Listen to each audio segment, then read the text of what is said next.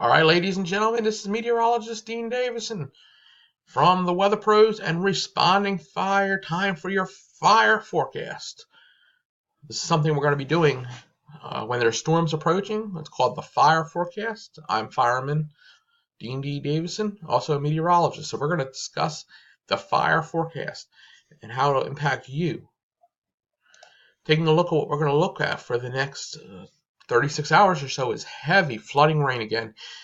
Lots of rain, 1.5 to as much as 4 inches of rain. A lot of places in the Franklin County and Roanoke County, Bedford County, we're going to get over 2 inches of rain, and it's not going to be good because that's not good for anybody when we have that much rain, and we already have the heaviest rain totals on record for the year, as well as saturated ground from all this rain and snow. So it's going to be, you might need your galoshes for this one.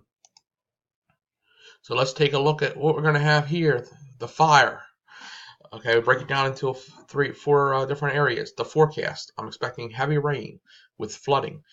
1.5, 3.5 inches with some 4-inch amounts possible over that location.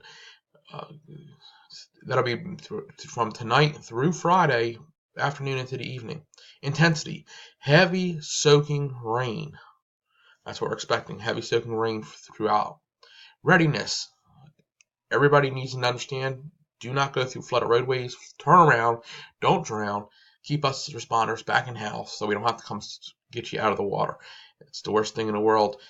And water's been rough on a lot of things as of late, including causing black ice to causing accidents with fatalities. So please be ready for the storm as it comes in this evening.